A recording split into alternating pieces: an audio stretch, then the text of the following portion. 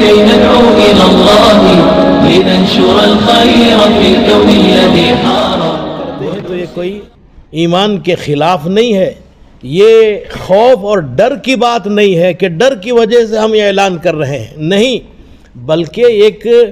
دلیل موجود ہے شرعی، تو اس کی وجہ سے ہم اعلان کر رہے ہیں تاکہ اجتماعی نقصان نہ ہونے پائے. تو ایک آدمی سے ایک زیادہ لوگ آتے ہیں تو پھر جیسے کہا جاتا ہے کہ نقصان زیادہ ہوتا ہے، تو اس بنا پر اگر ہم اعلان کرتے ہیں تم آپ لوگوں اپنے اپنے گھروں میں نماز پڑھ لو، تو اس کی گنجائش ہے. تو اس لیے نماز اذان دی جائے لیکن دھیمی آواز سے اذان دی جائے، بغیر مائک کے دینا ایسا نہیں ہے، بلکہ مائک ہی میں اذان دی جائے لیکن دھیمی آواز سے اذان دی جائے. اور پھر نماز جماعت کے ساتھ ہو مسجد میں، لیکن جماعت امام اور مؤذن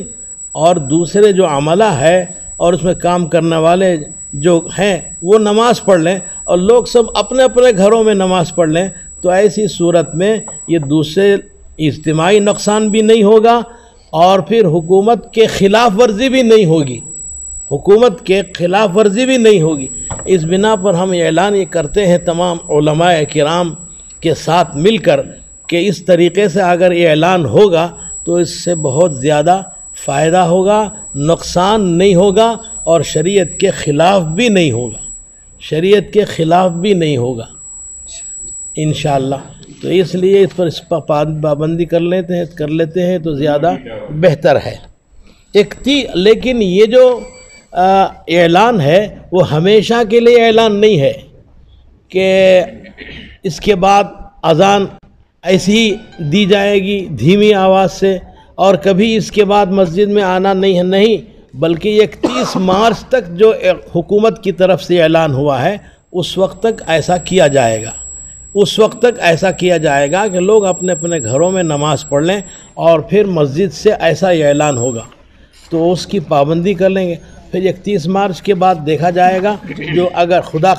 خدا کرے کہ اس کے بعد یہ قانون نکل جائے اور پھر اللہ رب العزت اس مرض کو دفع فرما دے اور ختم فرما دیں اور اس قسم کے اعلان کی ضرورت اور ہم پر جو مرض کا جو خوف طاری ہے، اللہ رب العزت ہم سب کی حفاظت فرمائے اس مرض سے اور پوری دنیا کے اندر سے اللہ رب العزت اس مرض کو ختم فرما دے اور خصوصاً ہمارے ملک سے جلد اس مرض کو ختم فرما دے. کسی کو کوئی خوف نہ ہو. دعا کرتے رہیں، استغفار کرتے رہیں، اللہ رب العزت سے مانگتے رہیں، ضرور اللہ رب العزت ہماری دعاؤں کو قبول کرے گا اور اس نقصان سے ہماری حفاظت فرمائے گا. 31 مارچ تک یہ اعلان ہے. حضرت جمعہ کی نماز کا